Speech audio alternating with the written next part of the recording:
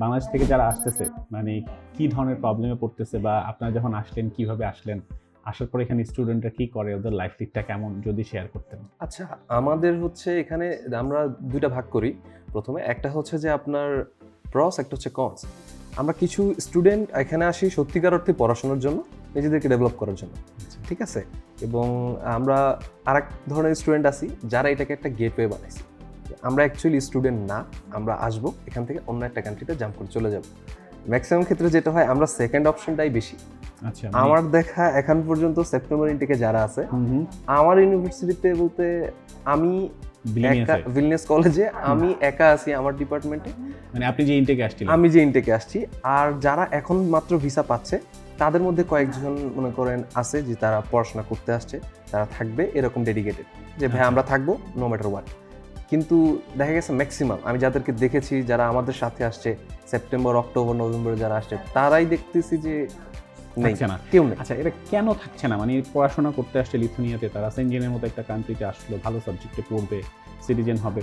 But আমিও অনেক স্টুডেন্টদের সাথে কথা বললাম, বা আমার সাথে অনেকে কথা বলতেছে, তারা লিথুনিয়া আসার পরে চলে যাচ্ছে। ধরেন কেউ বেশিরভাগই যাচ্ছে স্পেনে বা ডেনমার্কে, যারা তার ডকুমেন্টস করার জন্য। বাট আমি যেটা শুনলাম বা যে কথাবার্তাগুলো বললাম, তারা ওইখানে যায়ও কিন্তু কাগজ করতে পারতেছে না, এটা সমস্যায় পড়তেছে, ইলিগাল থেকে যাচ্ছে। সো আমি এই ইনফরমেশনটা এই জন্য দিতে চাই, আমাদের বাংলাদেশ থেকে যারা আসতেছে, লিগ্যালিটি যে কত বড় একটা ইম্পর্টেন্ট থিং এটা বোঝা দরকার।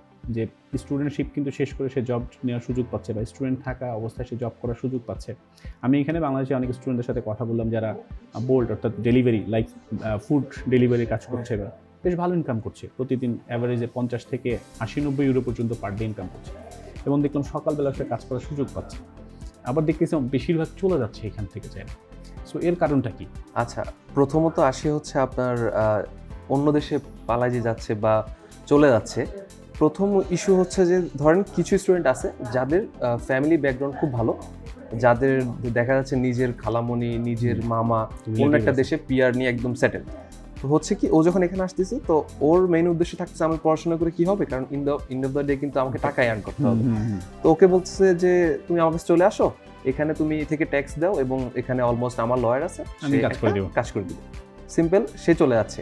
এখন সে যখন যাচ্ছে, সে যাওয়ার পর কি করতেছে, সে কিন্তু একটা ভালো লাইফ লিড করতেছে, বিকজ অফ তার পেপার কিন্তু হয়ে যাবে, 1 বছর হোক 2 বছর হোক তার পেপার হয়ে যাবে। এখন তার সাথে যে ফ্রেন্ডগুলা যখন তাকে দেখতেছে, তখন দেখতেছে এটা তো আমিও পসিবল। তো তখন সে তার সাথে কমিউনিকেট করছে যে আমি কি আসতে পারি, তো বললাম যে ঠিক আছে আয়। তো ম্যাক্সিমাম ক্ষেত্রে কি ফ্রেন্ডের ওই মোটিভেশনে চলে যায়, যাওয়ার পর দেখে যে ফ্রেন্ডেরটাই শুধু হচ্ছে, আমাদেরটা হচ্ছে না, তখন তো সে বিপদে পড়ে যাচ্ছে। তখন সে বিপদে পড়ে যাচ্ছে।